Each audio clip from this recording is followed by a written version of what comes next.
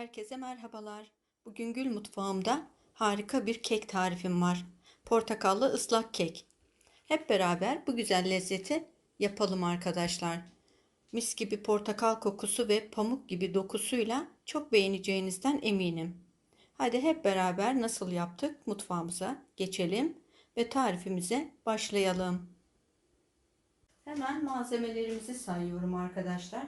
4 adet yumurta, 14 yemek kaşığı toz şeker, 18 yemek kaşığı un, 1 çay bardağı portakal suyu, yarım çay bardağı sıvı yağ, 1 paket vanilin ve 1 pakette kabartma tozumuz var. 2 su bardağına yakın portakal suyumuzu hazırladık ve 5 yemek kaşığı toz şekeri üzerine şerbet olarak hazırlayacağız. Şimdi kekimizin yapım aşamalarına geçelim. Keki hazırlamak için önce 4 adet yumurtamızı hemen çırpma kabımızın içerisine kıralım arkadaşlar.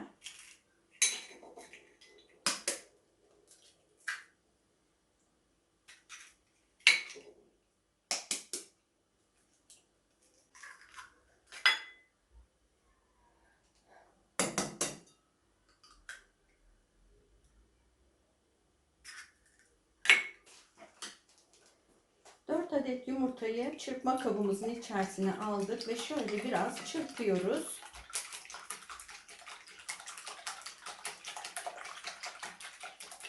Ve içerisine toz şekerini ilave ediyoruz.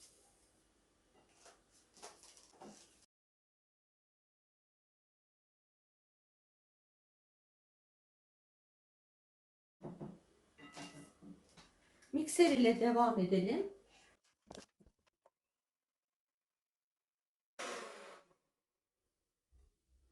Yumurta rengi iyice açılıp beyazlaşıncaya dek karıştırdık arkadaşlar. Gördüğünüz gibi 2 katı da hacim aldı. Şimdi içerisine portakal suyunu, sıvı yağı ilave ediyorum.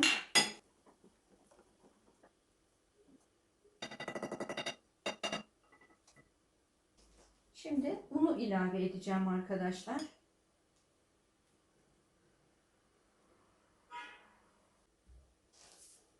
Bunun üzerine vanilya ve kabartma tozunu ilave ediyorum. Tekrar çırpmaya başlayacağım ama önce şöyle bir karıştırıyorum.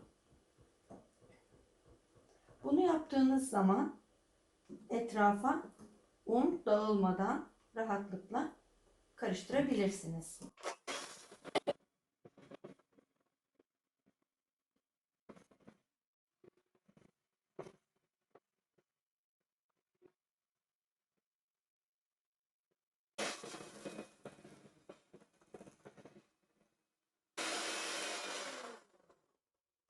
Çırpma işlemini tamamladık arkadaşlar.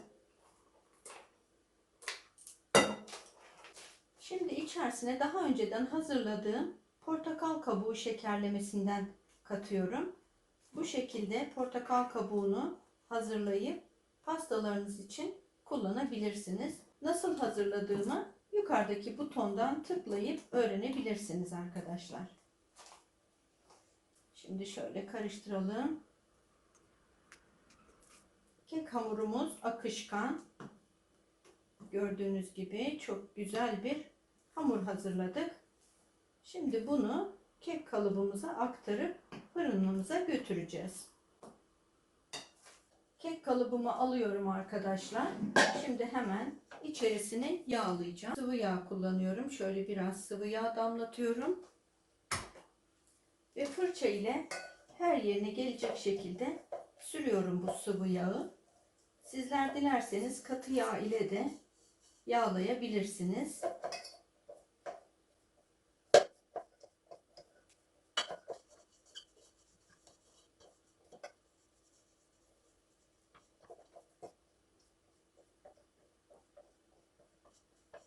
Evet. Şimdi hamurumuzu kek kalıbımıza aktarıyorum arkadaşlar.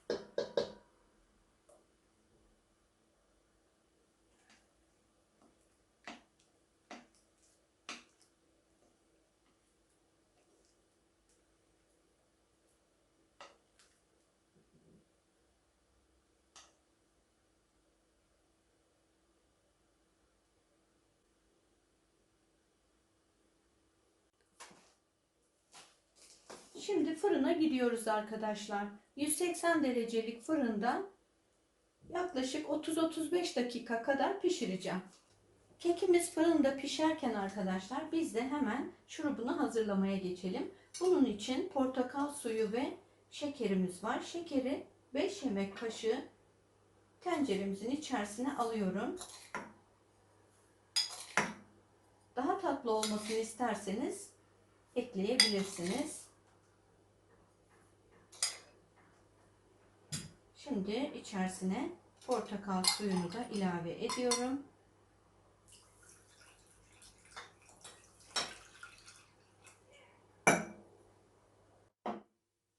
Ve karıştıralım.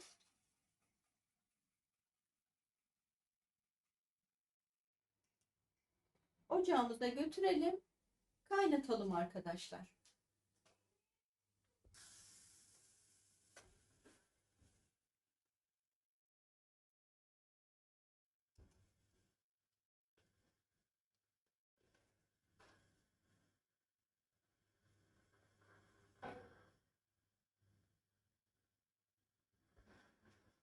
Evet arkadaşlar, kaynayan portakal suyumuzu kapatıyoruz ve soğumaya bırakıyoruz bu şekilde.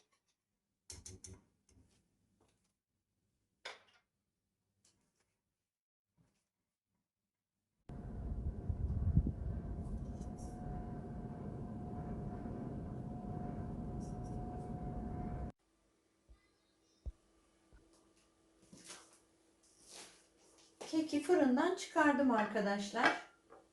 Şimdi biraz bu şekilde dinlenmeye bırakıyorum. Şöyle ters çevireceğim.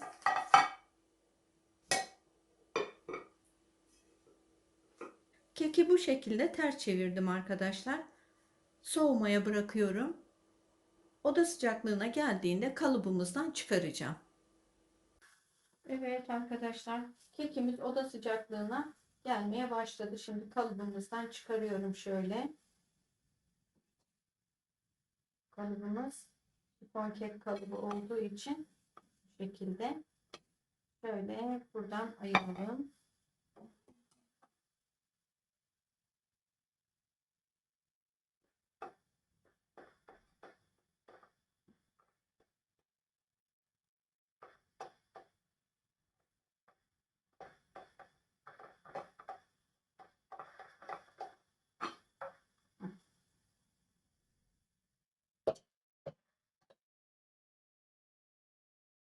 Tekrar çeviriyorum arkadaşlar. Gördüğünüz gibi çok güzel bir kek hazırladık.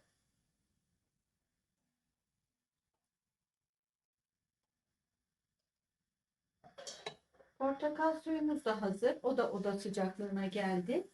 Şimdi portakal suyunu kekin üzerine gezdiriyorum arkadaşlar.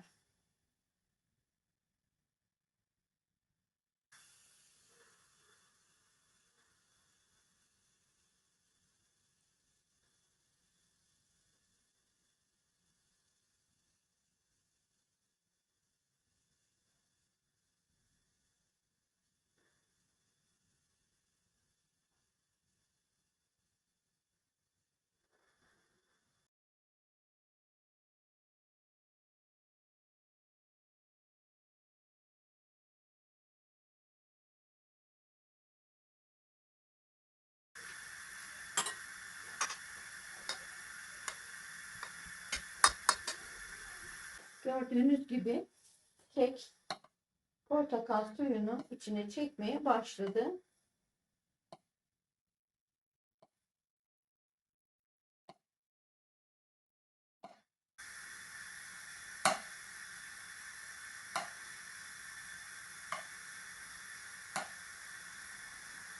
Yumuşacık, mis gibi portakal kokulu nefis bir kek hazırladık arkadaşlar. Kekimiz portakal suyunu iyice içine çektikten sonra servis edebiliriz. Biraz daha bekliyoruz. Şöyle dilimleyelim arkadaşlar.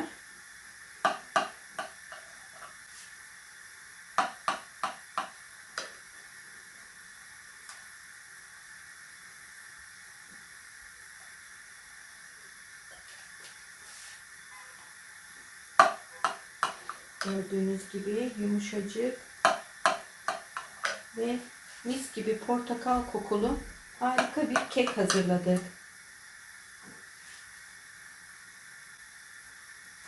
Yapacak olan herkese kolaylıklar diliyoruz. Afiyetler olsun.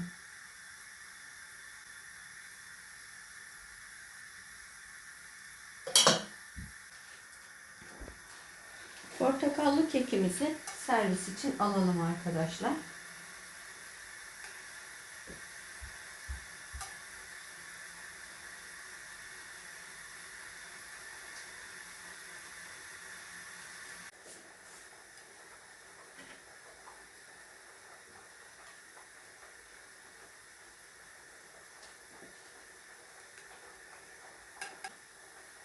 Evet arkadaşlar, gördüğünüz gibi kekimiz hazır. Yumuşacık, pamuk gibi ve mis gibi portakal kokulu. Hemen size şöyle dokusunu da göstereyim, bakın. Hmm.